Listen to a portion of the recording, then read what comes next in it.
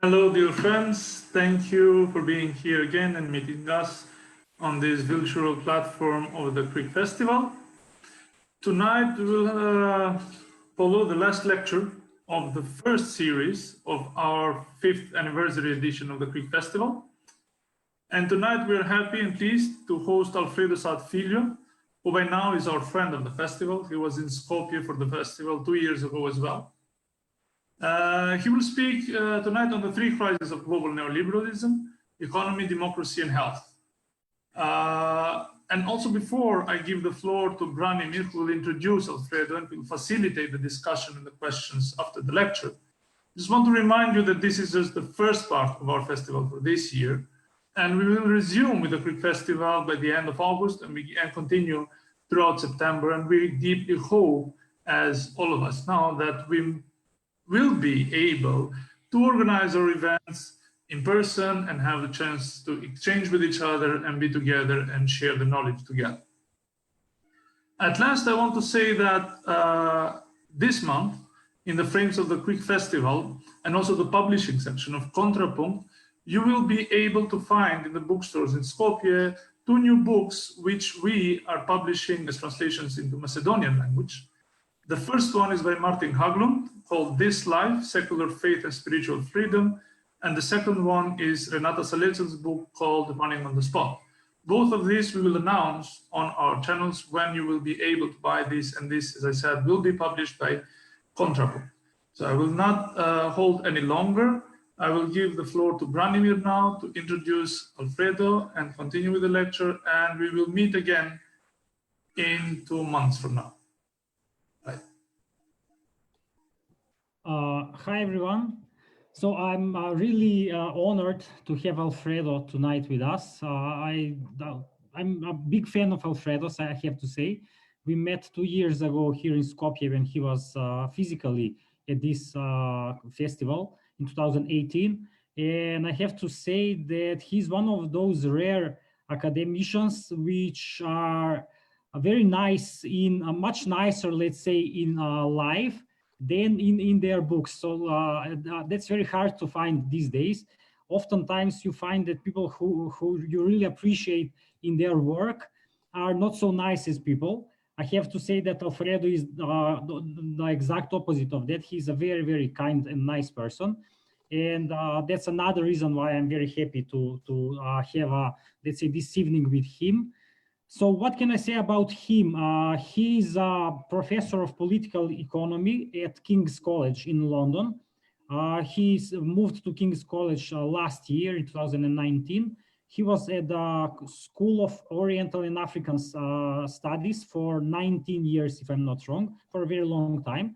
But he switched to King's College last year. He's the economist who focuses on topics which are not so, let's say, mainstream, maybe, especially for Macedonian standards.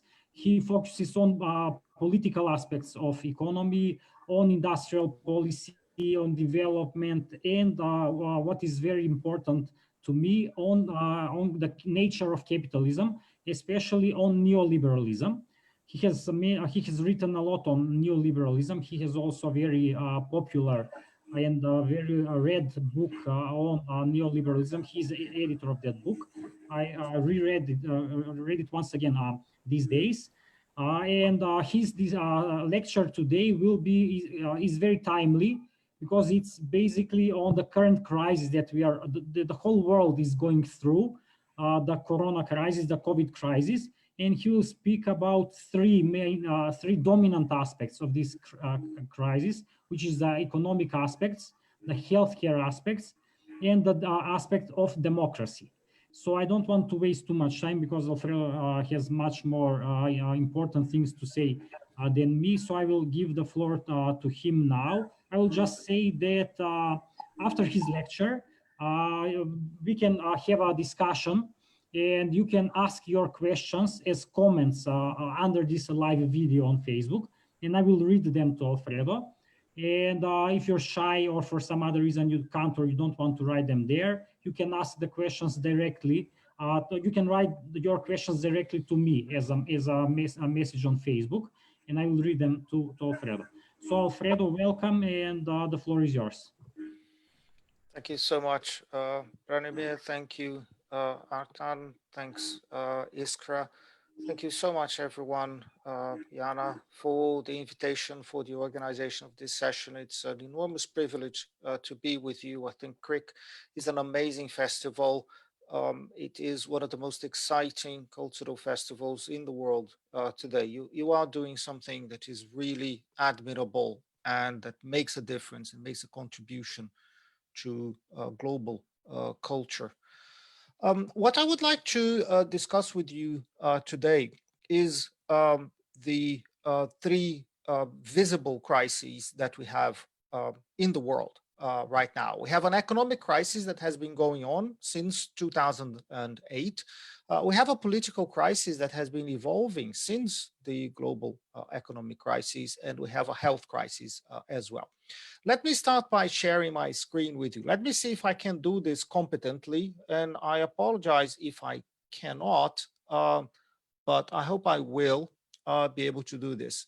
I hope you can see my screen. Let me know if any problems come up. I'm not a technical person at all.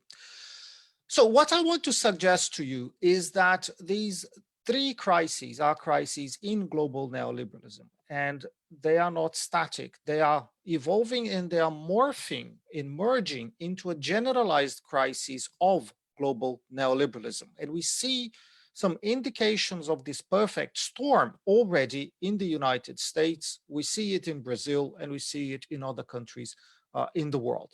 And what I want to do now together with you is to try and look at these crises and understand each of them and understand how they are merging together, and then look at the prospects for intervention by the left in those crises. But in order to do this, I want to start from neoliberalism itself. So my first point today is that we live in the age of global neoliberalism. And this is not just about ideas or about policies. Neoliberalism, to me, is the current stage or phase or mode of existence of global capitalism. And neoliberalism emerged tentatively at the end of the post-war boom, and it spread from the United States and the UK through Atlanticism in the global north and through the Washington Consensus in the global south. And the most important aspect or feature of neoliberalism is financialization. Financialization meaning the subordination of economic reproduction and social reproduction to what Marx called interest-bearing capital, financial capital. So the core of financialization is the transfer of state capacity to allocate resources into a globally integrated financial system that happens to be dominated by US institutions. And this happened to allow then finance to control the most important sources of capital in the economy and to control the most important levers of economic policy. And it allowed the restoration of the US empire after the defeats of the US in Vietnam and in Iran, and after the dollar crisis in the 1970s. And what neoliberalism did since the late 70s, early 80s, was to lead to a fabulous recovery of profitability since the global lows of profits in the early 1980s. But financialization also at the same time and inevitably fed a vast sphere of speculation everywhere.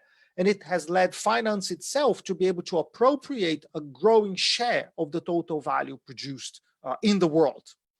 The next feature of neoliberalism is the internationalization, the transnationalization of production and finance, which we call colloquially globalization. And this is about the international integration of circuits of accumulation at the level of individual firms. And to support this, then the liberalization of trade, liberalization of domestic finance, liberalization of international capital flows. Next feature of neoliberalism is the financialization of the state itself, because it is the state that imposes neoliberalism. It is the state that legitimizes it. It is the state that transfers to finance the control over the sources of capital. It's the state that introduces the new legal framework. The state puts together the new industrial structure, the new financial structure. The state privatizes public assets. The state commercializes services. The state withdraws social security. The state imposes means-tested benefits. The state imposes private sector performance indicators on the public sector itself. And of course, the state represses the opposition. At the level of ideology, neoliberalism is justified through a discourse that is based on two key notions. One is the notion of competitiveness, and the other is the notion of democracy. And we'll come back to these notions later. And at the level of social reproduction, neoliberalism transformed the ways that families and households reproduce themselves, and it imposed a particular kind of economic, but also legal and political discipline on workers everywhere. And it did so through the expansion of capitalism throughout the global south, their integration into global circuits, and that increased competition within national working classes and between national working classes around the world. There have been tremendous technological innovations, new patterns of employment, and then restrictions to wages, to subsidies, to benefits, to entitlements, to all the sorts of non-market protections that existed before neoliberalism. This has led, and we'll see this in a moment, this has led to a decline, a tendential decline in real wages almost everywhere. And at the same time, it did open the space for some countries to sustain rapid growth, particularly in East Asia. And in this process, China became the assembly hub of the world. There has also been contractionary fiscal and monetary policies almost everywhere, and that serves to impose social discipline. And the workers became increasingly involved in financial circuits through their overdrafts at the bank, through their credit cards, through their mortgages, through their pensions, through payments for education, for health, and for a whole range of other areas of social provision in different countries that were often financed by personal loans. And because of pressure to repay those loans, many people had to accept very long hours in multiple jobs with very flexible contracts in very, very stressful conditions. So neoliberalism under these circumstances led to higher profit rates, led to higher inequality, led also surprisingly to declining rates of investment and declining rates of GDP growth almost everywhere. And this is a paradox. And I call this the economic paradox of neoliberalism. Under the most favorable conditions for accumulation, neoliberalism basically got anything it wanted. Still, it did not deliver growth. The West won the Cold War. Trade, finance, and capital movements have been liberalized. There has been unparalleled support to private accumulation by competing states everywhere. There have been cuts in taxation, cuts in transfers, cuts in welfare provision. There has been a tremendous decline in sources of resistance everywhere. Nationalist movements, left-wing political parties, trade unions, peasant movements, they have mostly disappeared or become irrelevant. The ideological hegemony of neoliberalism almost everywhere. So despite of all this, instead of prospering, capitalism at the world level has been slowing down, particularly in the countries in the north, in the core countries. And since 2007, the West has been suffering the longest calamity and the weakest and most distributionally the most regressive economic recovery on record. This is, to me, the economic paradox of neoliberalism. You give it everything it wants, it can't capitalize on them, can't do anything with that supposedly victory. So if you look, for example, at GDP growth rates, they have tended to decline in the OECD countries, and they have tended to decline in the world as a whole as well. And if you look at specific countries, of course, the tendency is very, very visible, particularly countries in the north. In the global south, the picture is a little bit different, but it tends to be similar in most countries that you look at. We live in a world that is tending towards stagnation. If you look at neoliberalism from the historical perspective, it has been through three periods that are divided by the mid-1990s and then by the global economic crisis. The first period, the first phase of neoliberalism is the phase of transition that is defined by the aggressive promotion of private capital with no regard for the consequences to make neoliberalism an established fact in the ground. And this would require everywhere very forceful state intervention to contain labor, to destroy the left, to promote the transnational integration of domestic capital and domestic finance into global circuits, and to put into place the institutional framework. And that you can see different examples in different areas in the world, starting with Latin America in the 1970s, then Thatcherism and Reaganism, and the similar experiences in the northern economies, and then structural adjustment in Latin America and sub-Saharan Africa in the 1980s, and then the transitions across Eastern Europe in the 1990s. And this phase historically closes with the East Asian crisis and the East Asian transition to neoliberalism in the mid-1990s. Then we move into the second historical phase of neoliberalism, a mature phase, where you can think of Bill Clinton and Tony Blair instead of Thatcher and Reagan.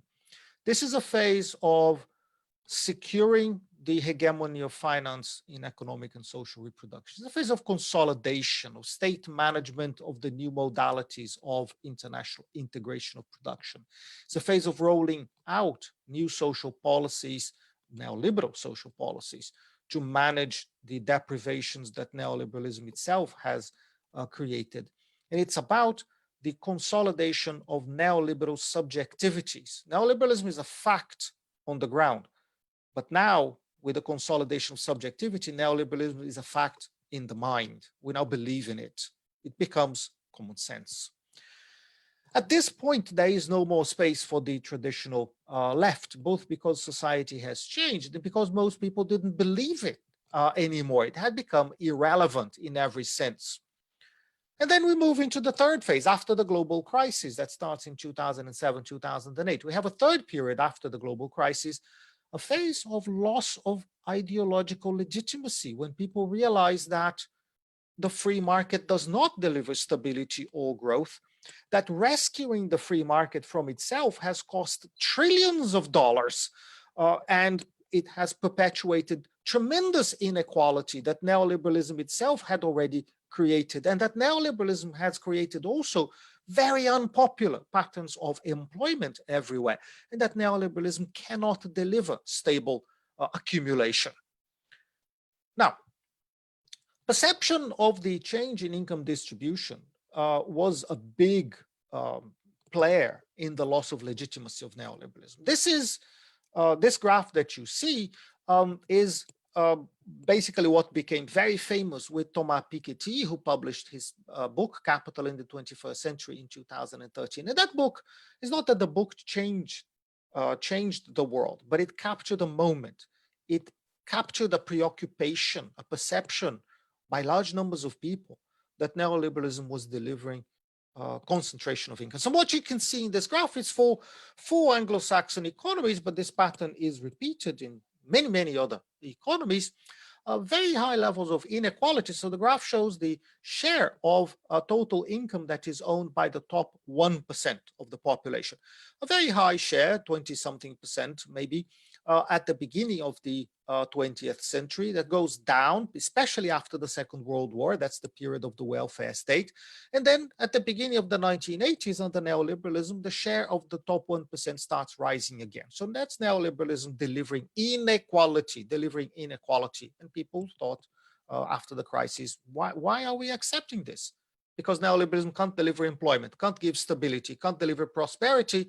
Why am I going to tolerate inequality? What are you giving to me? And that's a very valid question. Now, what I want to do is to look again at this phenomenon of inequality. And what I'm going to do is to focus on the United States, because it's, of course, the largest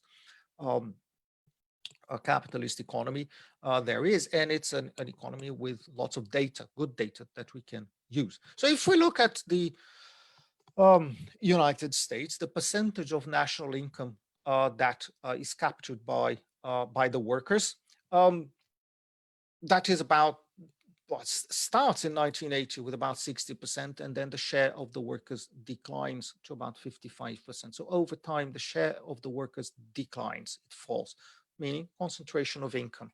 Now, if you look at wages and productivity, if you look at the blue line indicates that that economic productivity rises more or less at a stable rate over time since the 1960s. It hasn't changed very much. However, wages, the bottom green line, since the beginning of the 1970s, real wages have not grown at all.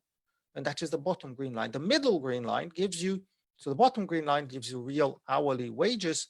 The middle green line gives you household median income. What's the difference between the two green lines? Is that one is the wage for one worker, and the middle line is the wage for the household. It's the husband plus the wife plus maybe one of the children, or maybe some older relative. The household is adding more hours, is working more hours, and that is why it can live better. But other than this, per hour, wages have been at the best, in the best scenario, constant, which is a shame. Now, if wages have been constant and productivity is rising, what's happening with this middle area here between the two curves?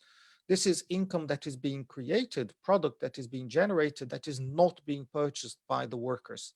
So who's buying it? And the answer is capital. Capital is capturing all that extra output.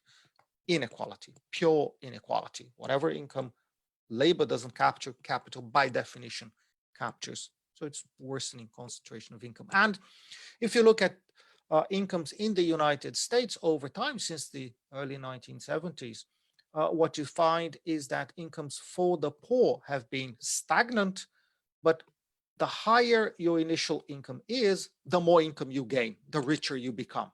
That is again a picture of growing inequality in this economy. It's patently obvious when you look at these graphs per percentage share of the population. The richer you are, the better off you become disproportionately. If you look, again, in the case of the United States, the more hours of education you have got, the more income you have, again, disproportionately. If your level of education is high, your income rises rapidly over time. If your level of education is less in terms of years of education, your salary tends to decline over time. So again, it's a picture of rewards, greater rewards to the rich, and less rewards per hour to the poor. A picture, once more, a picture of inequality, in this case at the level of education. The consequence was that in general for the United States, the growth in income since the early mid-1970s, only the rich have gained since then, and it's the same picture for the period after the global financial crisis. The richer you are, the more you gain. The poorer you are, the more you lose. Again, a picture of growing inequality within society. This is the distribution of income for the Pinochet years in Chile. So under the dictatorship between 1973 and 1988, this is a photograph of changes in the distribution of income. And you can see that for the top 10%, they have gained about 50% in income. For the poor, the poorer you are, the more your income declines, the more your income falls, the poorer you become. This is, again, a picture of growing inequality. So what is neoliberalism delivering? It is delivering more unequal societies. The top picture became famous is a picture of the city of Sao Paulo in Brazil, and you see very visibly the difference between rich and poor. The bottom picture is in Cape Town in South Africa, another very unequal country. And you can see the divide on the ground between rich and poor. And what neoliberalism has been tending to do is to create an even bigger divide between rich and poor, to increase inequality wherever it finds human societies. So what we have then found is not just that under neoliberalism, accumulation produces inequality. Accumulation also produces bubbles, bubbles that will collapse eventually with destructive implications, and that will need a state-sponsored bailout. So think international debt crisis in 1982, think savings and loans crisis in the United States in the mid-1980s, stock market crash in 1987, the crisis in Mexico in 94, crisis in East Asia in 1996, in Russia in 1999, and in Russia 98, Brazil 1999, Argentina 2001, the dot-com bubble, all these crises succeeding one another. In the United States, the Fed kept the interest rates low after the collapse of the dot-com bubble, and then rapidly after that, the 9/11 disaster. And then, given that wages had been flat for many years, there would be an incentive with cheap credit, an incentive for the growth of consumer credit and a growth of speculation that would eventually inflate a real estate bubble and a speculative bubble. Eventually, in 2008, Lehman Brothers goes bankrupt, and that triggers the crisis, the global crisis. Credit markets would freeze, equity prices would collapse, big financial institutions would fail, and many financial institutions would turn to government for support, and most governments did provide support. What the measures to deal with the crisis would show is that finance was hegemonic, completely dominated public policy. What central banks did was to cut interest rate down to zero and to create almost unlimited amounts of money to buy financial assets that were worthless, but were that were held by the commercial banks. And the attempt to bail out the financial sector was done with the argument that if finance collapsed, the global economic crisis would be even worse. And this was a case of socialization of losses with no restructuring of finance. So neoliberalism survived, but it survived on this particular basis. But the cost of saving the banks was enormous. And neoliberal states came in after the immediate crisis and decided that what was necessary to pay for, or as a consequence of the global crisis, was to save the banks. And this would require fiscal austerity. So even more neoliberalism, and even more rollback of the welfare state to expand even more the control of finance over resources and over society as a whole. So at the end of 2007, or between the end of 2007 and the mid of 2014, the debt of financial corporations, so that's the rescue of finance, the debt of financial corporations increased by $12 trillion.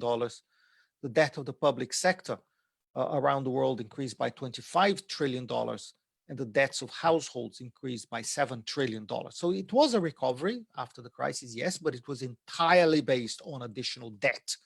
And to what extent this is sustainable, that's a good question.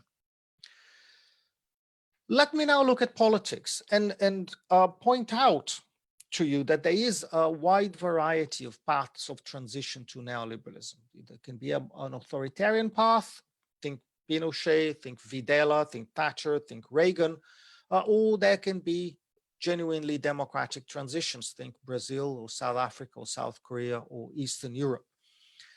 And through any of those paths, a democratic political form became generalized under neoliberalism in the 1990s. Not every country that was neoliberal was also democratic, but that became typical of a neoliberal country to be formally democratic. But it's formal democracy. It's a democracy that is very heavily circumscribed and that included an institutional apparatus to lock in neoliberalism and to insulate economic policy from interference by the majority. So you have ministries of finance that are dominated by neoliberal policymakers. You have central banks that are called independent but are dominated by finance and that have to deliver inflation targets fixed by law. And of course, they also have to rescue financial institutions, whatever the cost. You have treasury departments that are constrained by legal maximums on fiscal deficits, except when they have to save finance, and then they can spend as much as they need. We have exchange rate regimes that constrain governments to follow whatever the traders want. You have privatized utilities that are owned by international hedge funds. You have regulatory agencies that are captured by the conglomerates that nominally they control, but in fact they don't. They're controlled by the conglomerates. In general, the capacities of the neoliberal state were very heavily constrained, and the policy space available to those democratic states declined enormously. And with it, the space for the opposition also declined. There was no alternative economic policy in particular. There was then no choice. There was no need to debate the economy. And because there was no debate about the economy, because nothing could change, then what came into the political debate was culture. Economics goes out of the political debate, then people talk about culture, they talk about religion, they talk about nationalism, and then they talk about racism. And this process comes together with the frustration of a social stratum that I call the losers, the economic losers under neoliberalism. The social layers, this is particularly visible in the advanced economies in the North. And then later when we discuss case studies, we can talk about other countries, including the case of Macedonia that you can interpret for me. But in the northern countries, this is very, very visible, that with the internationalization of production, a large strata of the population lost their jobs, lost their careers, lost their life prospects, and lost the possibility of having a stable income. And I call these social groups of tens of millions of people in the large economies in the West, I call them the economic losers under neoliberalism. People who did their job, people who are honest, people who are religious, people who believed that if you work hard, you will be rewarded. And suddenly there was no reward. And then suddenly they lost their jobs too. So what is going on? And the struggle of the losers to understand what is going on is, in my view, essential for us to understand how they see the world and then what is a neoliberal world nowadays. The economic losers were unhappy. They felt lost, and they looked for meaning.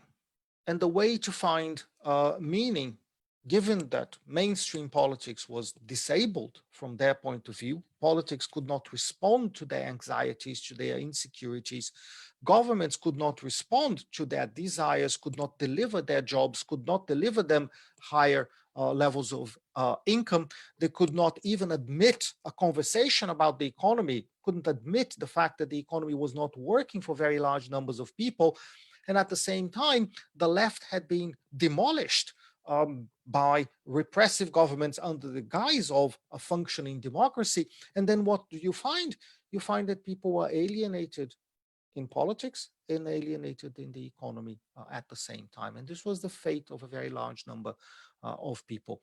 Now, the economic losers under neoliberalism then were feeling, and they were ignored.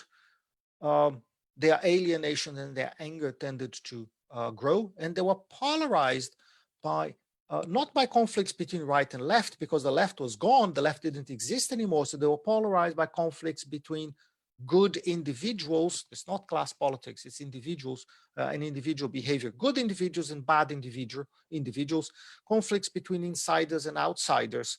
I'm inside the labor market, you are outside, you have no job, I have a job, so I'll protect my job and I don't care about you.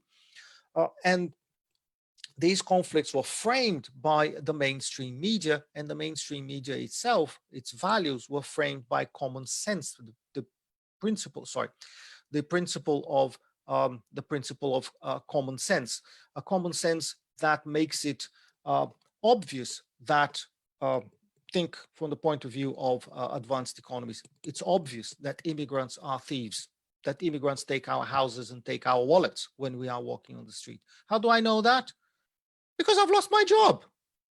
Somebody must have taken it. I continue to be willing to work. Where's my job? Where's my house? Where is my medical care? Where is my school? There's no funding. How come there is no funding from the state to do that? I'm still working. Oh, suddenly, maybe I lost my job. Where's my job? Who took it? Who took it? I had something. I had prospects. Who took my prospects away? It has to be the immigrant, or it has to be another country, probably China. Think of the discourse of Donald Trump in this respect. It's also obvious that within my country, women and gays and ethnic minorities, they are taking my rights, because I believe implicitly that there is a fixed amount of rights in society.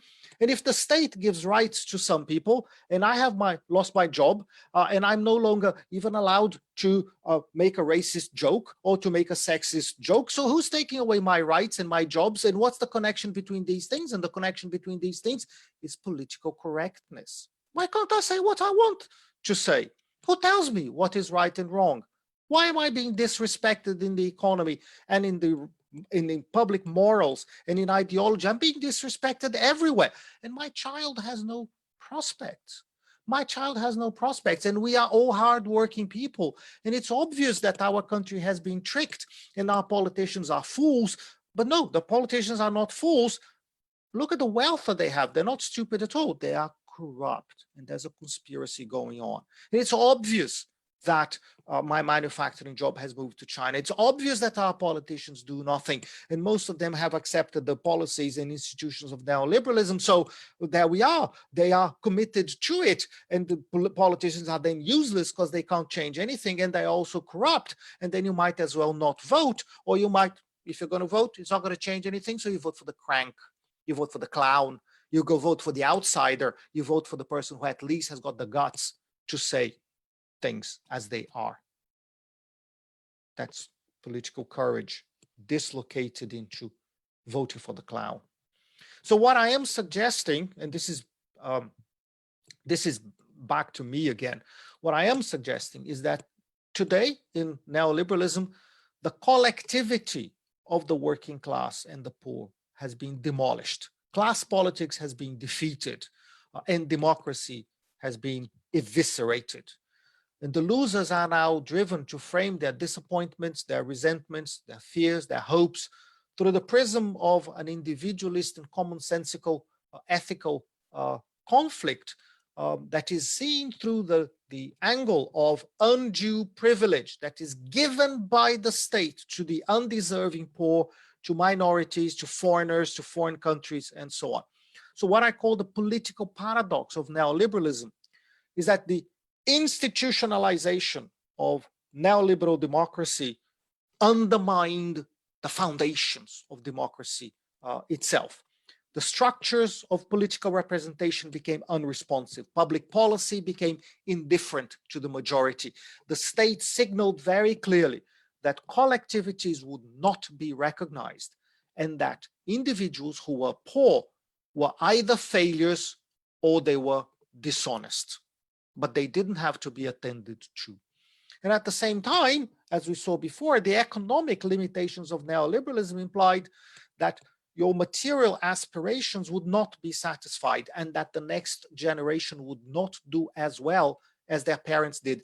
And this is very, very important because it breaks a generational contract that had validated, legitimized neoliberalism since the 18th century. The contract that you sacrifice yourself now, but your children will do better than you did. And that contract now, it has been broken. Our children will do worse than we did.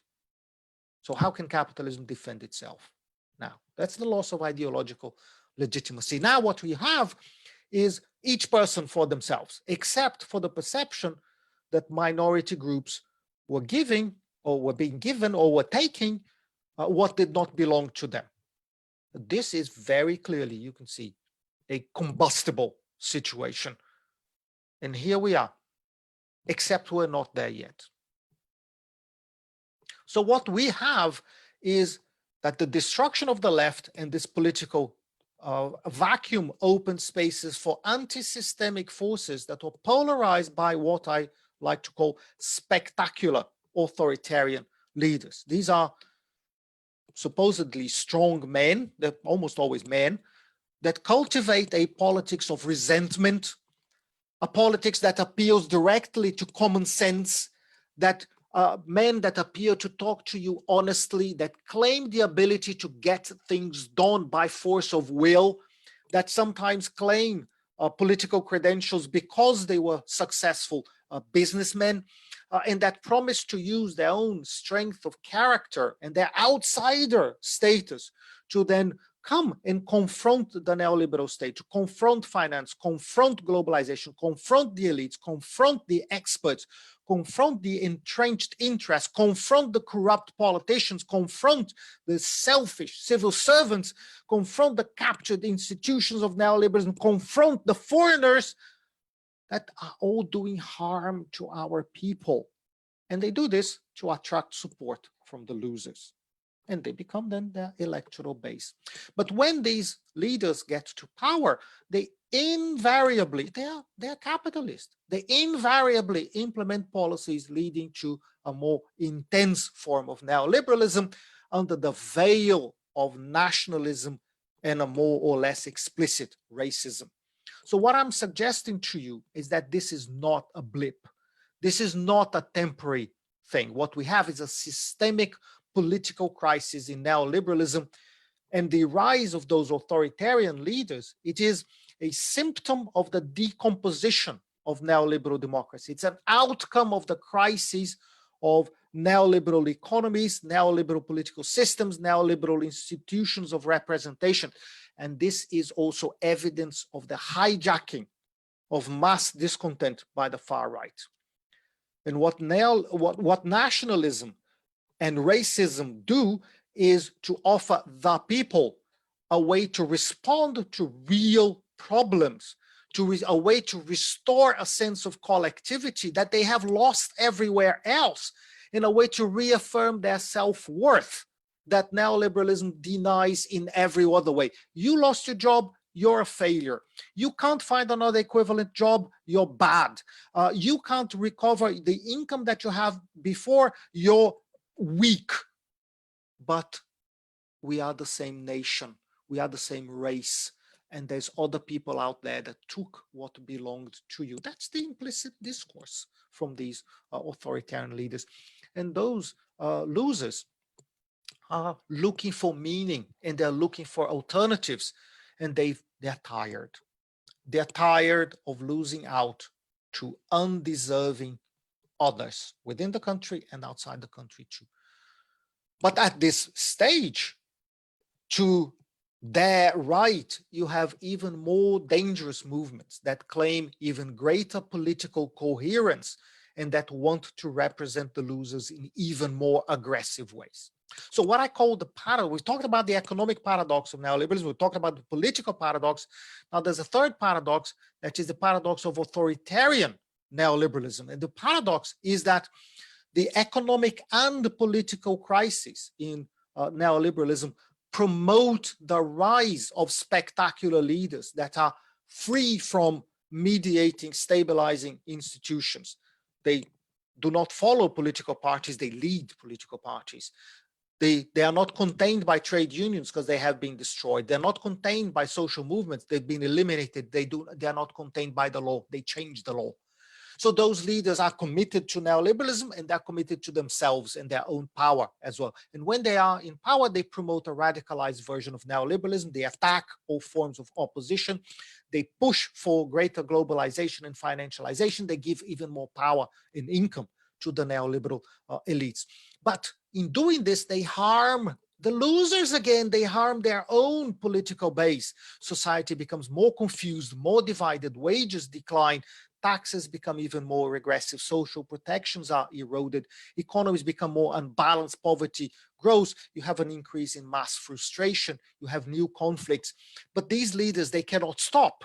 They find new adversaries, they find new fights to fight, and they can't stop because their popularity would decline, because those leaders, they cannot resolve any problems, they can only perform. Think Donald Trump, think Boris Johnson, think Jair Bolsonaro in Brazil. They can't do anything that actually helps people. They create enemies and they fight mythical non-existing battles against non-existing enemies to keep power. So my claim is that authoritarian neoliberalism is a phenomenon, but it is also unstable, and they will tend to lead to increasing prominence to the far right, and perhaps unintentionally will reinforce new forms of fascism. So this was the situation until the beginning of 2020, this slow deterioration and crisis within neoliberalism. And what the pandemic did was to intensify those contradictions. The economy wasn't growing, now it has fallen off a cliff. We have the sharpest and the deepest economic contraction in the history of capitalism. 400 years of history, this is the worst crisis ever.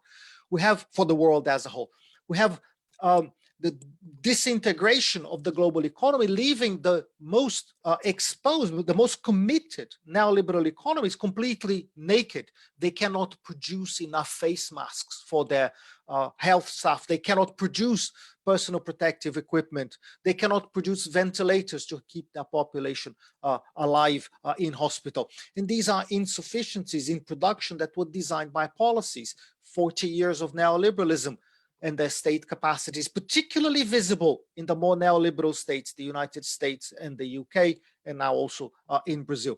State capacities have been depleted in the name of efficiency, of market efficiency.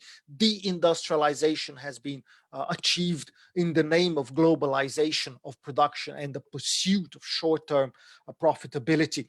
You have fragile financial structures that threaten to collapse around us all the time.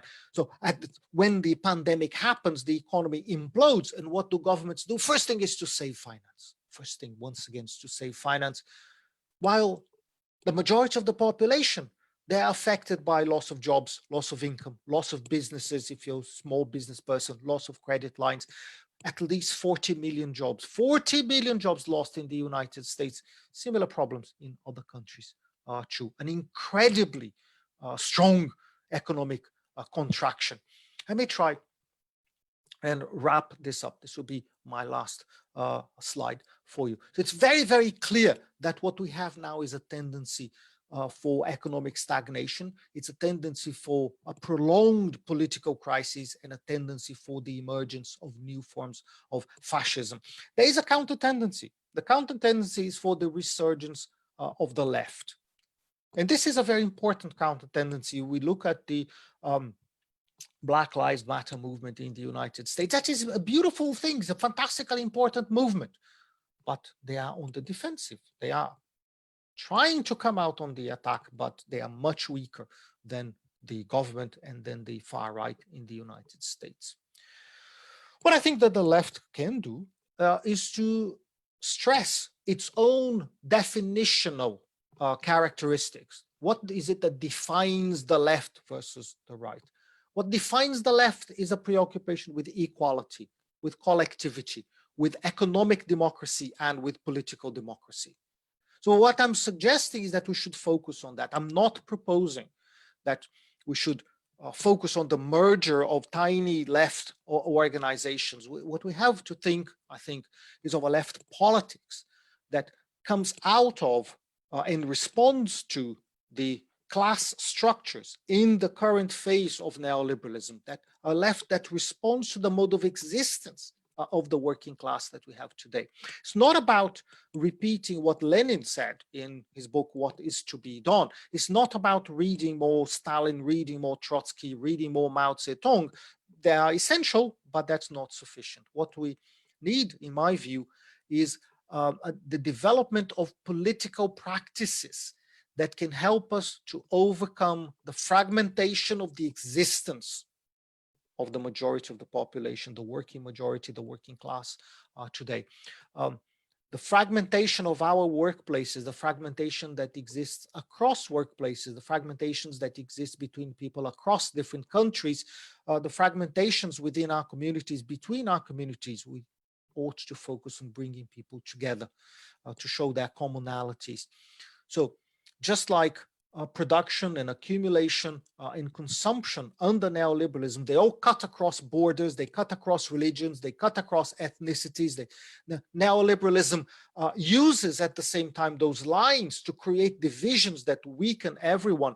the job of the left is to build bridges and to create unity in this diversity. In the short term, as far as our struggle with the pandemic goes, what we can do on the left, I think, is to highlight, in contrast with the neoliberal discourse, that there's a trade-off between health and the economy, and we have to choose between a lockdown or herd immunity, and do we want more of the one or more of the other, somewhere in between.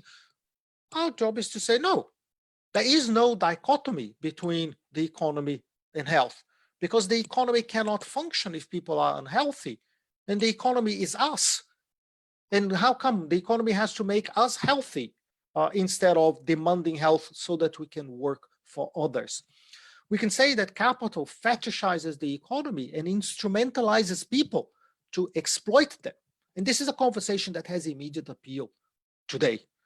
We can also stress that there is no dichotomy between democracy and efficiency.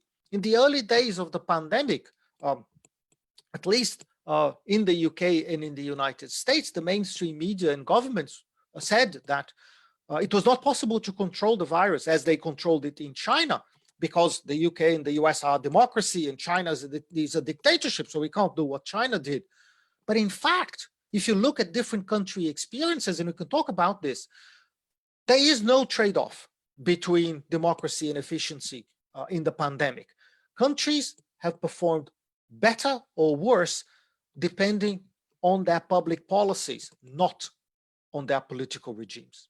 So what the neoliberals wanted to do was to confuse the debate, and I'll finish on this. They wanted to confuse the debate to avoid having to protect life, because their preference was always for profits at the expense of people. But then we shouldn't be surprised, because profits at the expense of people, that is what capitalism has always been about. And here we are, and we're already talking about something that is very deep. It's very, very fundamental on the basis of an immediate concern for everyone.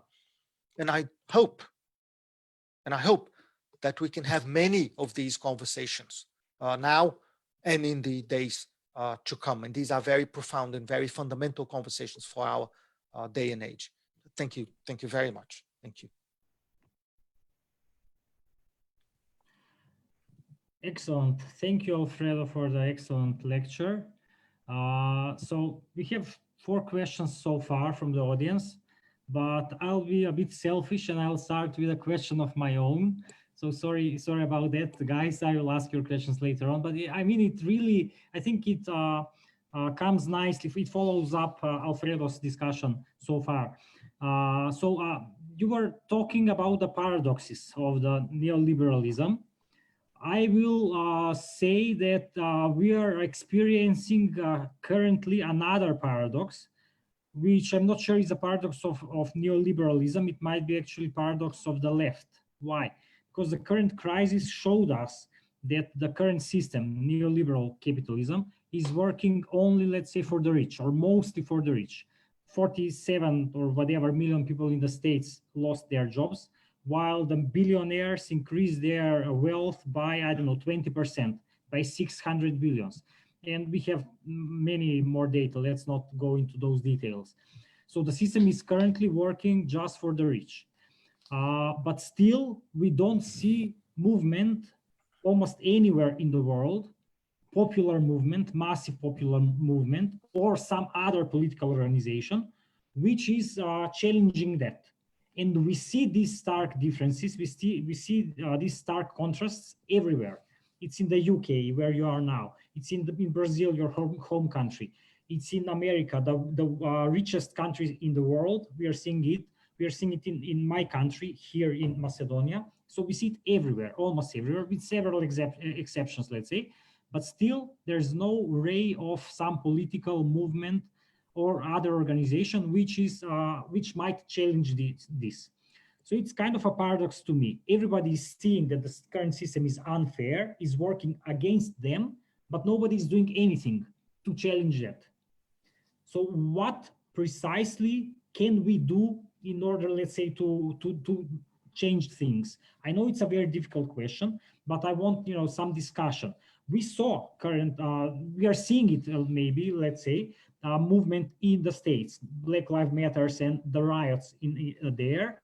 but they seem to be fading out. They are declining.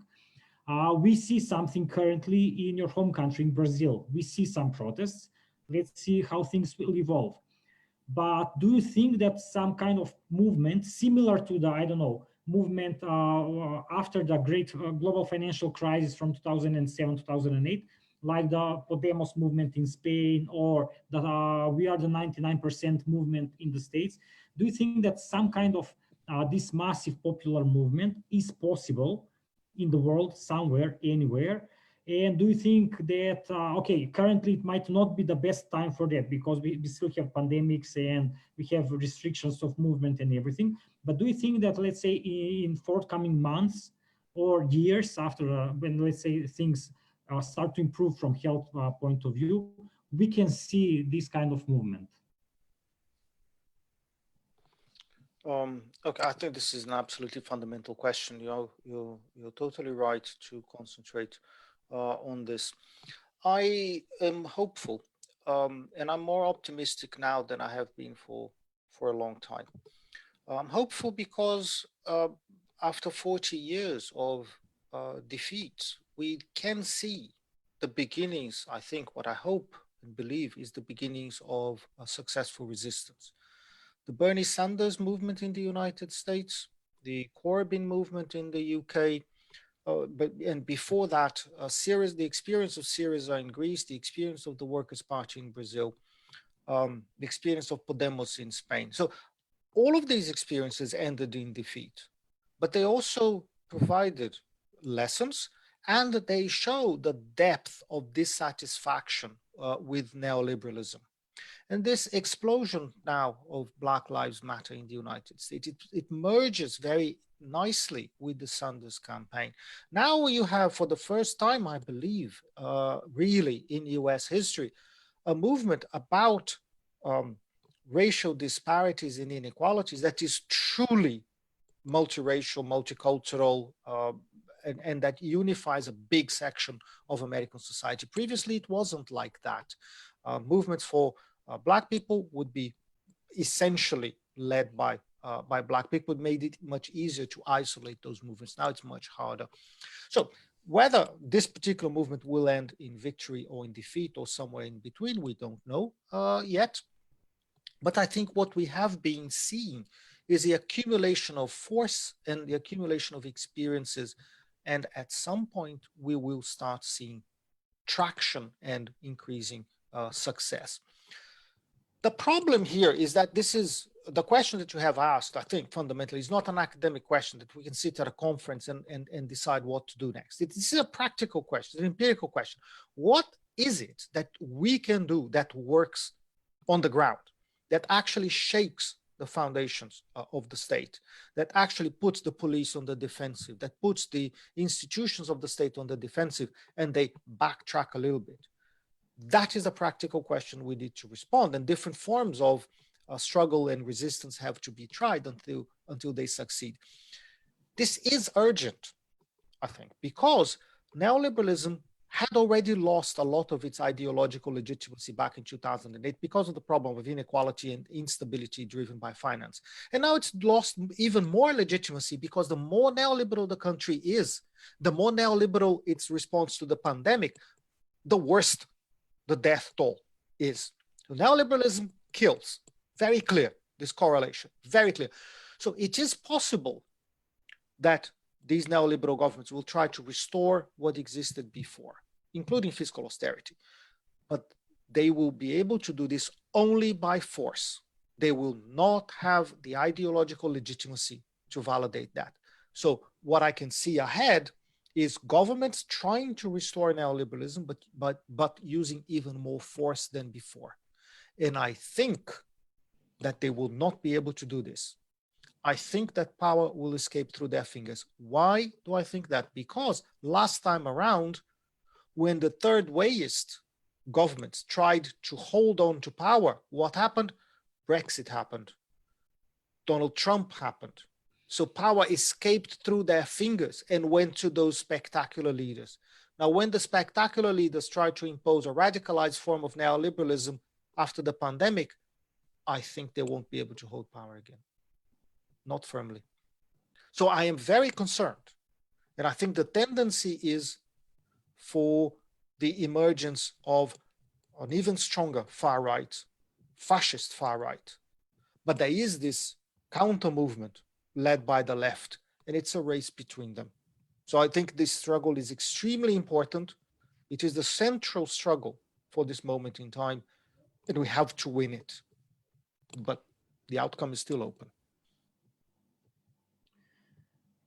Okay, thanks. Now I will start reading the questions which we received from the public. So let me start with the first one.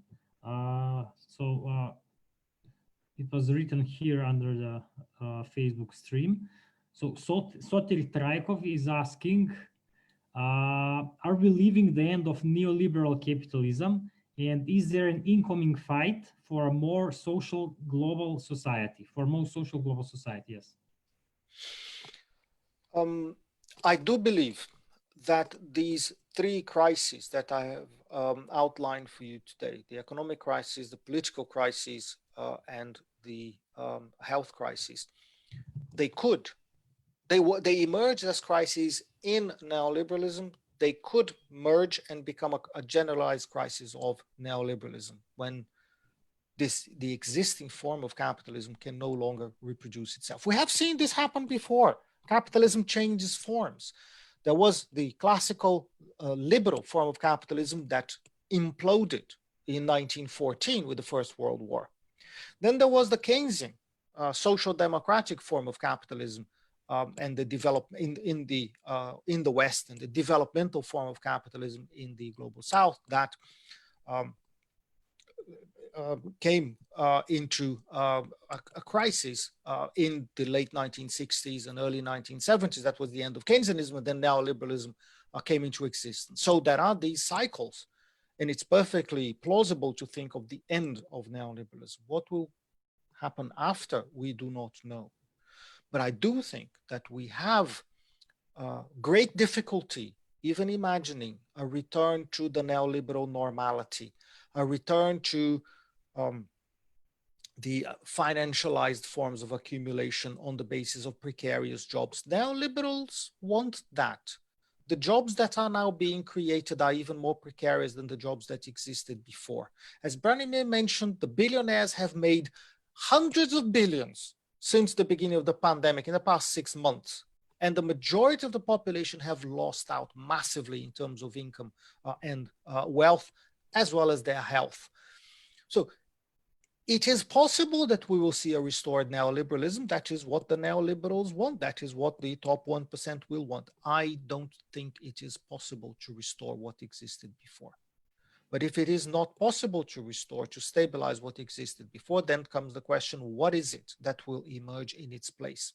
And it could well be a heavily authoritarian, semi-fascist form of authoritarian capitalism that already exists in several countries. And that could be the beginning of what is going to happen in many other places. Think Turkey, think Russia, think Brazil, think a whole range of authoritarian countries, India. Or it could be a new type of, I'm going to call it social democracy because I don't have a name for it, but a kind of still capitalist society. I'm not talking about socialist revolution, but a type of society that is more cohesive, that is more that distributes income and wealth much better, that controls capital flows, that provides basic goods and services, particularly health. It's absolutely urgent and visible for large numbers of people in different countries. A society that works for us, that works for the majority, instead of working for the billionaires. Why is it that in the United States you have tens upon tens of thousands of dead people, more than 2 million cases of COVID-19. Why? What kind of society is that claims legitimacy and delivers death? How is that even possible? In the case of the UK that I have been accompanying most closely, about 66,000 excess deaths compared to the baseline. That's caused by COVID and caused by government incompetence, caused by neoliberalism, caused by a precarious health system. In the case of Brazil, as Branimir mentioned, the country where I come from, it's uncountable numbers of people have died. 55,000 officially, about 30,000 unofficial, but counted. And another how many thousands we do not know, uncounted and unreported. It's an absolute tragedy what has been going on in that country. India, it's another absolute tragedy. Look at the correlation between these countries. More neoliberal, more authoritarian countries do worst. And other countries that have this social concern, more democratic or less democratic, but have a social concern with the citizen, those countries have done better in the pandemic. May we take this lesson and build a society on that basis. And I think that is the problem that we have now. Neoliberalism, I think, is in very serious trouble and in a crisis that may be terminal. Now, what is going to come after that? And I hope it is a society of citizens, not a society of billionaires ruled by authoritarian leaders. That would be an absolute tragedy for all of us. Thank you. I agree with this point that what we saw from this crisis, one of the positive lessons that we learned, or at least can learn from this crisis, is that more social societies like, I don't know, Denmark or New Zealand or some other countries are performing much better than some other countries, let's say more neoliberal countries like America or UK or Brazil. And that's one very important lesson to bear and point to let's say, to stress in the future. I have a question which kind of nicely follows up to this discussion. So what do you think about progressive taxation? Can it be, let's say, part of the solution to this problem? And what about its effect on companies, especially on big companies? Can it threaten their existence, or can it, so is it kind of positive or negative in the whole story? I'm kind of paraphrasing the question that I received, but that's the main idea about progressive taxation in the current crisis. I think this is a very good point, and this is absolutely correct. In the previous crisis that started in 2008, it's very clear the cost of the crisis was dislocated to the poor in the form of fiscal austerity. Easy monetary policy, give money to the banks, give money to the financiers, to the rich, and impose fiscal austerity on the poor. I think this is what most states, particularly the neoliberal states, will try to do now. Again, fiscal austerity. They've already announced this. In the UK, they've already announced that this is what's going to happen in the future. It's veiled, but that is already there. I don't think this is possible. This crisis is much deeper than the 2008 crisis. The cost will be much higher. There is nothing more to cut. They've already cut what could be cut in terms of social welfare and so on. So I am hopeful that it will become a kind of social consensus that this time we have to tax the rich. This time progressive taxation has to come back. This time we need controls on capital flows. We need to impose different forms of taxation, taxation on income, taxation on wealth, taxation on capital stocks, taxation on financial transactions in order to make the rich pay for the crisis, in order to support the building up of a new type of welfare state that corresponds, not the same welfare state of the 1950s, but a welfare state that corresponds to the social structure, to the population structure, to the employment structure that exists today under neoliberalism. And I hope that will be a very strong movement that says, we're not going to accept a new round of fiscal austerity. We're not going to accept salvaging the banks at the expense of everyone else. No. And we will reject this. So if you look at the Black Lives Matter in the United States, it merges very nicely with a movement for redistribution of income and redistribution of power. It's a movement for democracy. It's a movement for respect, but it goes beyond that. And the hopes and the expectations that were catalyzed by the Bernie Sanders campaign, they are there as well. And in the UK, there is also a set of expectations that were built up under the Corbyn movement that are now on the defensive and disarticulated, but the spirit is still there. So I am hopeful that there will be a political movement pushing forward right at the front. This notion of progressive taxation is important. This goes straight against the principles of neoliberalism. So that's a very, very important banner. It's very difficult for the neoliberals to criticize it. Very difficult. What is it that the billionaires are doing? Is it going to disarticulate the big monopolies? Well, I hope so. And a big monopoly like Facebook has lost its legitimacy recently. Big monopoly like Amazon. Why is it that Jeff Bezos has to become the world's first trillionaire? What sense is there in this? So just, there are studies about the nationalization of Amazon. They have a tremendous distribution network. Just take it over. Just take it over and distribute well for the majority of the population, not for the profit that benefits one particular individual and the shareholders around them. So I'm very hopeful, and I think I'm very hopeful that the left can use these examples and propose alternatives. And definitely, I think you're absolutely correct. Progressive taxation has to be right at the front of this program for an alternative to the neoliberalism we have today. Great. So the next question nicely follows up to this discussion. So do you think that a global movement which is focused on workers' rights can be something that can unite the left forces, which seem to be disorganized and a bit scattered all over the place? So what's the perspective of global movement, but focusing on workers' rights? I think this is also very, very important. As I mentioned very briefly, neoliberalism has created a pattern of employment that has very little legitimacy.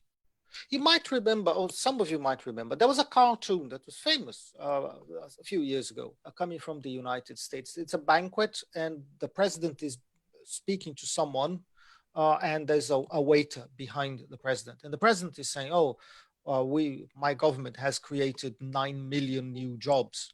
And the waiter behind them is thinking, yes, and I have 3 of those jobs.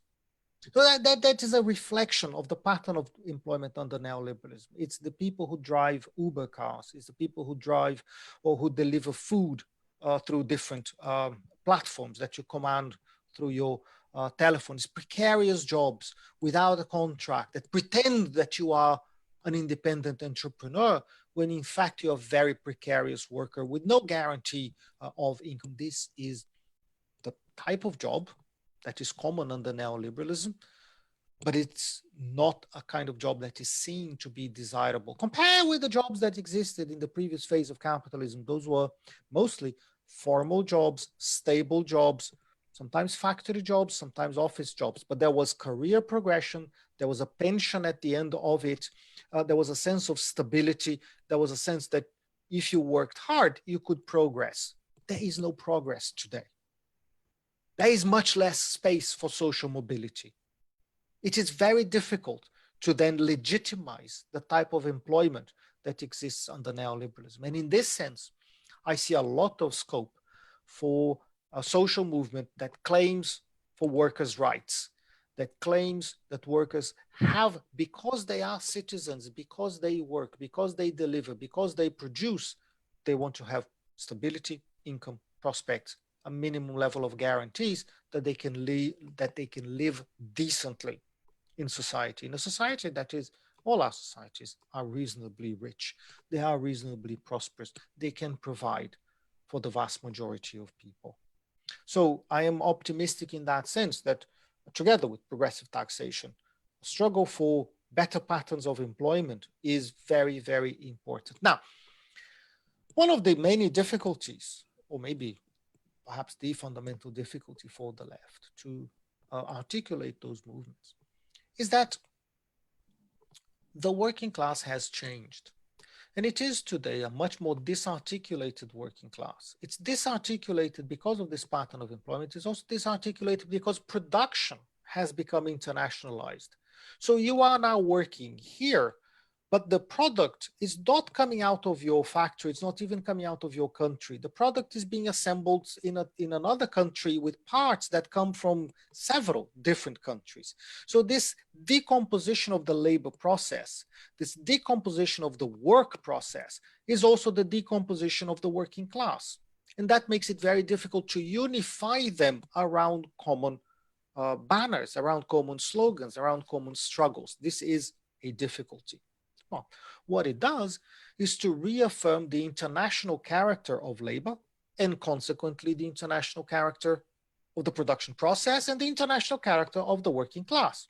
We need a much more internationalized movement in order to be successful than what we had before. This is the world in which we live, and the left has to reflect the world in which we live. So I think the movement is very important.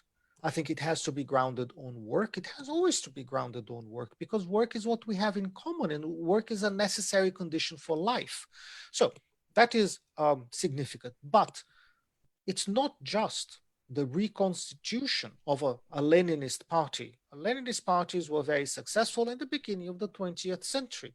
It's not a reconstitution of big social democratic parties that in the West was successful in the middle of the 20th century. It's a different kind of organization for a different kind of movement that corresponds to the social structures, the production processes, the patterns of employment that we have today.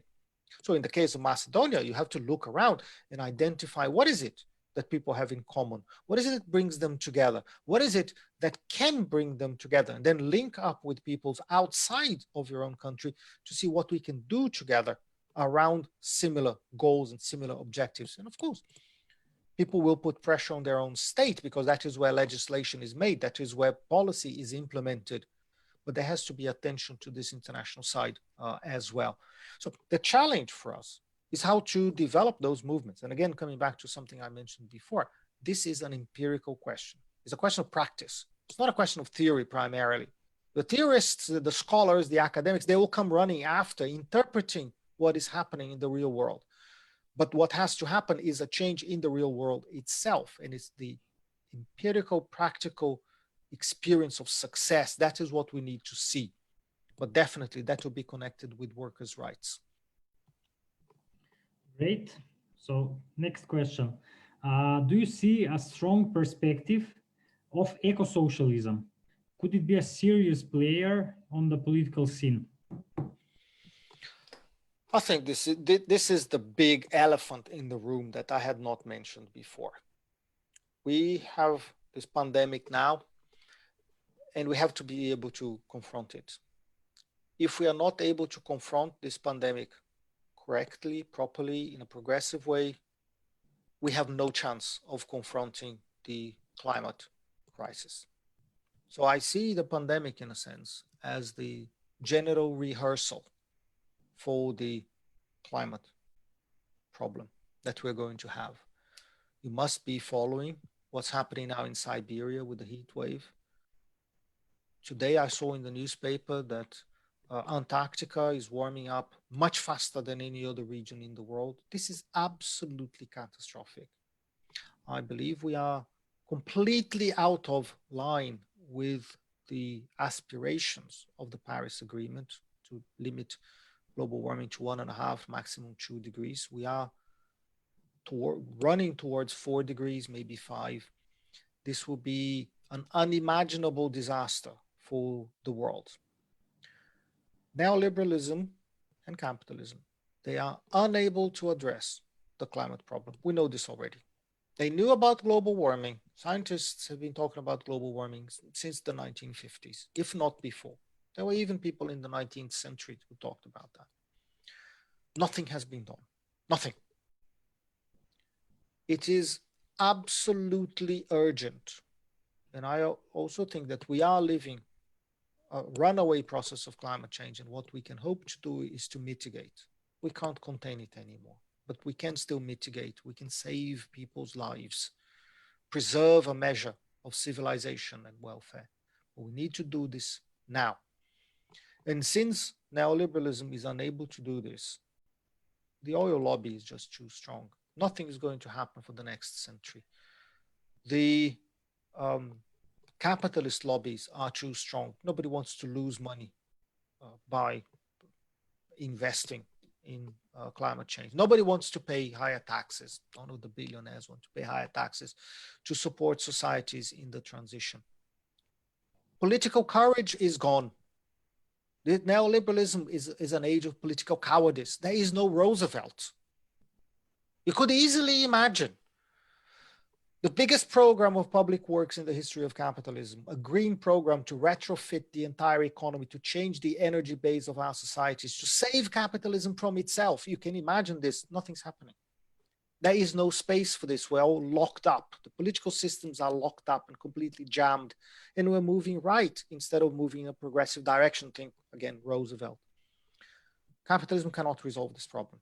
So we need a socialist alternative, and we need a socialism that is centrally concerned with human survival and equality within this, and with the ecological transition that we need to make absolutely urgently in order to save ourselves as an animal species. And then together with us, all the other animal species around us, it's an absolute nightmare out there in terms of mass extinction. So this alternative is absolutely imperative. And this is the kind of political debate that we need to have. How do we put these pieces together and imagine a future where humanity has a chance of existing within a more equal world? And this is actually because of the inabilities of capitalism and neoliberalism to offer a constructive alternative. It falls onto us on the left to think of constructive alternatives and to make sure that this world can continue to carry all the animal species that live on it, including ourselves. So I see this as the only option for long-term survival. And long-term now has become the next few decades, to the middle of this century, to the end of this century. We're talking about people who are born already that will not have a chance to live a long and fulfilled life because of the environmental disaster that is threatening all of us. So I think we do have to think about this very, very urgently and focus our attentions. This is the most important challenge that humanity has got to confront right now. Great, thanks. We have 6 more questions so far. So if we can try to be more efficient, let's say, shorter. Sorry. I'm talking too much. I'm not saying, I mean, you're great, but let's just bear this in mind. So let me ask this one. It's a very concrete question and slightly different from the others before. So what's your forecast or prediction about the economic situation in globally in general? How long will this crisis last? Will this be the worst economic crisis that we've seen? And especially if you can comment for countries like Macedonia, smaller countries which depend on other developed countries. So what's your kind of forecast prediction? How serious this crisis will be and how long will it last? I know it's a very difficult question, but let's just honor the person who asked it. It is impossible to tell. The IMF has been issuing increasingly alarming forecasts of the size of the contraction. I think it's fairly clear that, well, the IMF has always been very optimistic, and I think they're being optimistic now as well. I think there will be double-digit contractions in many advanced economies and double-digit contractions in many less developed countries around the world. The countries that will do better as things stand at this moment in time will be centered around China. It will be countries in Asia. So I do think that this pandemic will be part of this systemic transition from the West, of power from the West to the East. So that would be an absolute disaster in the West, with very few exceptions. So this can be interesting if it informs the notion that active states with capillarity, states that are efficient, coherent, they can perform better than neoliberal states. That can be constructive. I think the crisis will be very deep. I think it will be very long. I don't see an end to it, just like we never saw the end of the 2008 crisis. And the economies are growing less and less rapidly, and there's no source of demand. There's no way these economies today are going to recover significantly. They're just not going to recover. So I'm pessimistic about the immediate future. Okay, thanks. So next question. So if today's society is based on individualism and neoliberalism strives on that, or relies on that, how can we go back to collectivism in order to defragment or change the existing system? I think this is a fundamental question. This is absolutely right as a concern, and this is created in practice. It is created, this belief in our common bonds is created in practice by noticing that what people do and what they suffer is similar to what I do and what I suffer, and the creation of bonds within political movements, the bonds of hope, the bonds of aspiration, the bonds of perspectives that we want to implement, the bonds of transformations that we all want in common. It's very difficult to do in a situation where the media is heavily controlled by the right and by billionaires, and even social media is so heavily polluted by fake news and robots spreading rumors controlled by, again, by the far right. It's very difficult to do this, but it is possible. Again, look at the example of the Black Lives Matter movement in the United States. It's a spontaneous movement happening in many different parts of the country, in a country that is very, very dominated by individualism and by the ideologies of neoliberalism. So it will take a change in thought processes, a change in hopes, a change in expectations, and for the development of these bonds of trust. And I think that is an essential condition for the emergence or the re-emergence of a sense of collectivity among a working class that is very different. So it won't be the collectivity of the past, it will be the collectivity of the present. But once again, we have to make it happen in practice. It's not something that we can decide amongst ourselves. Okay. Okay, so there's another one which I think is very interesting. So we talked about this, that we need to start changing things, especially those people which we can term as economic losers, that those people that suffered most from this crisis. But how can they do this push for changes when they have suffered mostly during this crisis? They feel fatigue, they feel a lack of energy, lack of optimism, they feel depressed. So how it is, what can we do in order to avoid these, let's say, negative things and try to produce something concrete, something creative out of this, instead of ending up with despair? You're absolutely right that this has been a massive phenomenon, and despair, despondency, depression have been very important aspects of the experience of neoliberalism for countless millions of people. The depression has become very common.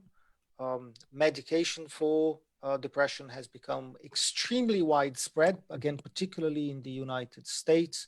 So the medicalization of what is a social condition, the creation of sadness and loss of hope today is a systemic phenomenon. It's evidently, it will appear inside each individual, but it's not their fault at all. It is the fault of a system that doesn't respond to their potential, their aspirations, and their contribution to society. So this is a massive problem. Once again, if we can help as social scientists, if we can articulate not just an analysis of the moment in which we live, that will almost always end up with negatives and criticisms of what exists. But if we can also identify bits of sunshine, bits of possibility, bits of hope, and if we can help to bring people who believe in similar things together so that they can look at each other and feel, again, some commonality of interests and hopes and frustrations also, and they can smile at each other and think, wow, I'm not alone here. I think that would be a massive contribution that we can do. We cannot prescribe the future, but we can offer different forms of hope. And we can make people realize that what's going on in the world out there is systemic. It's not their fault. It's a systemic it's a systemic problem. So if you're feeling unhappy, if you're feeling despondent, if you're feeling that the world is really unfair, this is all correct. The world is unfair.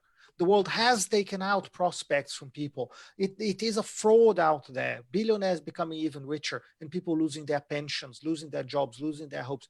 This is wrong.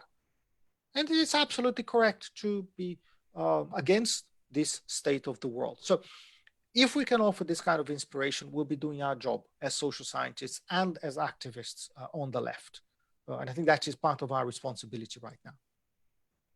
Great. Okay, so we have another question from Tomislav Medak. He had two questions. He wanted to draw them back, but I'm not allowing that. I will ask the second one.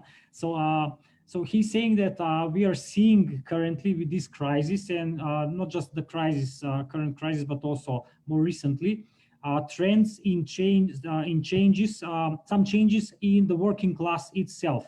For instance, with the current crisis, we are seeing this divide of essential workers and let's say other workers, those that can work from home. So it's kind of making a division inside the working class. And more generally, we are seeing this trend of automation of labor, which might become even more pronounced with this crisis as essential workers are becoming, let's say, more dangerous, and companies might replace them with robots. So what to do about these things? Do you think they are important challenges and that something has to be done about them? Yeah, that's a very, very perceptive point. What the pandemic has done is to work like a hothouse. It has accelerated tendencies that already existed under neoliberalism, but it would have taken 10 or 15 years to get to this point, and it all happened within 3 weeks. It was just unbelievable. The entire service sector in most countries in the world has been transformed by the pandemic and by the shift to online work. Now, what companies have done is this: they suddenly realized that they were doing it wrong. They were wasting money, having big offices and big facilities. And for a lot of the service sector, you can just dislocate the work to people's homes, and they end up working harder and they work for longer hours. Wow, what a discovery for capitalism, that this can be a source of profitability, the restructuring of the service sector. And then there is, as you mentioned, this rediscovery of the essentiality of low-paid work. And this is again for the left to highlight. But you call all those people bus drivers and sanitation workers and nurses and porters in hospital, you call them all essential? Great. How about paying them better? How about reducing the wage disparities in the world? Why not? Why do you call some people essential? And in the case of the UK, for several weeks, I think 8 weeks, on Thursdays at 8 p.m., people would go outside of their homes and clap for the health system in recognition of their fantastic work. Well, great, but how about you pay more for the nurses? No, this won't happen. So these incoherences at the core of neoliberalism, I think it's very important for us to highlight that. Automation, a new wave of automation was coming anyway based on artificial intelligence, and now I believe it has been accelerated. And it is important for us to highlight the social implications of that. How is it going to impact? It won't necessarily be the lowest paid workers that will lose their jobs. It won't necessarily be the highest paid workers, but there will be a reorganization of the distribution of incomes and the distribution of work in society, and maybe a renewal of the internationalization of production, the internationalization of capital in this process. But because of the moment of transition, there is an opportunity for the left and the workers' movement to influence the process of introduction and the design of those technologies. It's very difficult to do this, but it may be possible. And it depends on how active the left is, how active the workers are. But this is, you're right, absolutely central, because it is about the reorganization of production and consequently the reorganization of social reproduction in the world in which we live. Nothing can be more important than this, except of course the climate crisis. But that is a separate matter compared to this one. Okay, we have two more questions. So the first one, why the left itself accepted the neoliberal corruption? How come the left approved the fetishization of market economy as their own premise? That's a very good point. The radical sections of the left, by and large, were destroyed. They were repressed and they were destroyed. And then eventually the bits that remained fell into irrelevance. They just weren't, to talk about Bolshevik type political parties and Leninist projects, etc. That lost. It's not wrong, in my view. It just did not correspond to the lived experience of the working class. So people didn't care about it anymore. The big sections of representation, big parties of representation of the working class, at least in the advanced economies in the West, in other countries it was always different, but in the advanced countries in the West, were the social democratic parties. Those were the vehicles for the representation of the working class after the Second World War. And those parties became irrelevant. You're absolutely right. They became irrelevant.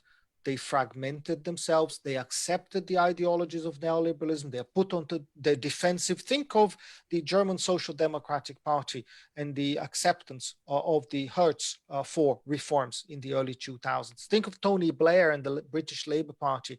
Think of Bill Clinton in the United States. In general, well, think of Italy, where the Communist Party self-destructed and became a completely center-right democratic party that eventually merged with sections of the Christian Democratic Party that was not just a right-wing party, but also completely corrupt to the core. So almost everywhere, social democracy imploded. Think of PASOK in Greece. It led to the term PASOKification of politics. The PASOK just destroyed itself. The Socialist Party in France, it destroyed itself with very few exceptions. The German Social Democratic Party is a prolonged period of decline for the oldest Social Democratic Party in the West.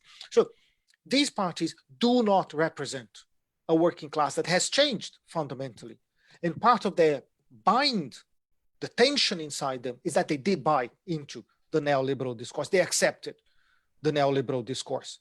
And then they fell into a tremendous crisis of legitimacy. They lost their social base. They not only lost their ideological discourse, they destroyed their own base of voters. And that is unforgivable. So those parties, I think they're gone. What we need, I do believe that we need political parties to advance political programs. Political party is what is in a position to manage the state. And we do need the state, and we need a program to take power within the state and to transform the state as well. But I believe political parties of the left are essential to represent our interests. But what we need is political parties of a new type. And I think this is what the Workers' Party in Brazil became, a political party of a new type. This is what Syriza became in Greece for a time. This is what Podemos became in Spain. This is what the Labour Party became in the United Kingdom for a limited period of time. This is what the Democratic Socialists in the United States and the Bernie Sanders movement became for a time, and may even evolve into something else. We need new political structures of representation of the interests of the working class that actually exists today. It's not to look back 100 years, it's to look at the working class today. What is it? Who are we as a working class, as a class? What are our interests? How do we organize ourselves to defend and promote those interests? That, to me, is the challenge. It's not a return to social democracy. It's something new that we need. Great. Okay. And the last question, I'm not taking any more questions because I think Alfredo is a bit tired, but this one is good, I think. So we talked about the saving of the banks during the latest financial crisis, and possibly with this one too. So do you think there is alternative to that? And what would happen or would have happened if governments didn't decide to save banks, but to take something else? Is there alternative to such policies that do not threaten the existence, let's say, of the whole economy or the whole society? This is of fundamental importance. there was a little bit of a debate back in 2008 when you're confronted by the trillions of dollars that were used to save the banking system in the United States, in the Eurozone, in Japan, and in the UK. Trillions of dollars buying assets, financial assets that were worthless, owned by those banks. Trillions of dollars in quantitative easing to prop up the banks and their balance sheets. And the alternative that was discussed at the time was quantitative easing, was called quantitative easing for the people. Just let the banks go bankrupt, nationalize the lot, and give money to people. And that will sustain demand in the economy, and we'll come out of this with a different economy. And at this moment in time, right now, we have exactly the same problem. The first thing that governments did and central banks did when the pandemic struck, the asset prices immediately collapsed. The central banks entered very heavily. The Federal Reserve System immediately announced $2 trillion and then escalated those $2 trillion several times over to save the financial system, to buy unlimited amounts of private assets directly and to support the financial structure, because the financial structure is what holds neoliberalism together. So the alternative would be just nationalize the banks, just eliminate the entire structure of financial speculation that exists behind them. All the speculative funds that exist behind the financial system, just close down the lot because they don't produce anything. They are completely useless. The hedge funds, all that sort of thing, just eliminate them, eliminate the lot. And it's better. Take the case of the UK, a heavily financialized economy with a workforce of between about 35 million, of which 1 million people work in finance. And of course, these are the highest salaries in the economy. It's better to have 1 million unemployed people than to have several million essentially unemployed people, as we now have under the coronavirus impact. In the case of the United States, Branimir mentioned 47 million unemployed workers. So use the resources instead of giving them to the rich, and then the banks hold those resources, because who are they going to lend to? The banks are being cautious as well. It's perfectly rational behavior. Just use those resources to salvage people and let the banks go bankrupt. Now, or just take them over, because they are worthless anyway. They have zero assets that are worth anything if you take out state support. So if we can think in those terms, and I'm being very superficial here, but just because of the limits of time, we can think of the definancialization of the economy. We are now currently under neoliberalism trapped in financialized economies. We have very powerful, very big financial systems that finance the state almost everywhere. The state depends on the credit from the financial system, that finance the firms, and firms are heavily involved in financial operations, financial speculation, both as holders of very large cash reserves and as heavy borrowers from the financial institutions, and the families. That in different countries, families are indebted in very different ways. But in many countries, families are heavily indebted. So this is a heavily financialized form of economic reproduction and heavily financialized form of social reproduction as well. Cut through all that. Cut through all that, and then see what happens. And like every crisis, there will be losers, there will be difficulties of adjustment and adaptation. But I think at the end of the day, a financialized structure, it has been proven, it does not deliver stability, it does not deliver growth, it does not deliver income, it does not deliver high wages, it does not deliver health and happiness for the population. And if your economy cannot deliver that, it's the wrong economy. It's the wrong kind of economic structure. So what I think we ought to do as social scientists is to think seriously about those challenges and consider with courage, what is it that we can do differently to restructure the world in which we live? And then 2 steps ahead, what kind of financial structure can we have? What kind of economic structure can we have that will deliver the transition to a green economy, to a green world, a world in which there is life? Because this one, it won't. It won't. The current economic structure, the current financial structure will not deliver life for this world. So it is a very clear set of battle lines that we have got. And it will be difficult, but I think we have to be bold and we have to tell the truth. And this is the truth, that the world as it is now, it's not functioning for people and it's not functioning for humanity as a whole either. And it's for us as social scientists to say, we've studied this problem. These are our conclusions. Have you got a better explanation? And the neoliberals do not have a better explanation. They have power. They have power. The power of the state, the power of the institutions, but they don't have better explanations than we do. We have the good explanation. So we should go out and use our intelligence, use our thought, use our senses, and discuss this with people and explain our position. And people will do what they will do with that information that we can provide as students of the problems of the world of today. So I am hopeful, but I also think this is very, very urgent. We need to do this now. So thank you very much, Branimir. Thank you very much, Iskra. Thank you very much, everyone involved in the festival. I think what you're doing is absolutely amazing. The questions that you have asked are extremely perceptive, very important key questions for the difficulties that we are experiencing today. And it's an enormous pleasure for me to be here with you today. And I hope to participate and to contribute to CRIC in future years. And I do hope to go back to Skopje. It's an amazing city. The food is delicious. And I feel I've got good friends there as well. So thank you so much. Thank you, Alfredo. I think it was very good, and I won't waste too much time. I'll let Artan close this evening. Yes, thank you both, Branimir, and thank you, Alfredo. As you mentioned, we are looking forward to future activities of CRIC Festival. For those who joined in later, I wish to remind again that we will continue with the second series of the lectures in the late August and continuing in September.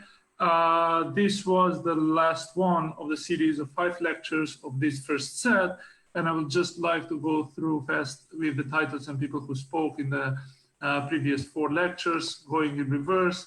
Last week we had Tomislav Medak speaking of fragility, disposability, brittleness, on capitalist abandonment and care. Before him we had Svetlana Slapshak, who talked on legitimizing socialism between the coronavirus, Marx and Dionysius Savvopoulos. Before that, we had Julie Resche speaking on the spreading of the virus and love and death. And we started this series with a lecture by Franco Berardi Bifo, who spoke on I Can't Breathe, Respiration, Chaos, and Poetry. Again, for those who joined in a bit later, I would like to remind you that within the CRIC Festival and Contrapunct Publishing, we will publish translations into Macedonian of 2 books. The first one is from Martin Haglund, which is called This Life, on Secular Faith and Spiritual Freedom. And the second one is from Renata Salercel, Running on the Spot. See you in the name of the whole team of CRIC Festival. See you after 2 months, and we hope that you take good care of you, your neighbors, and your community until then. Bye.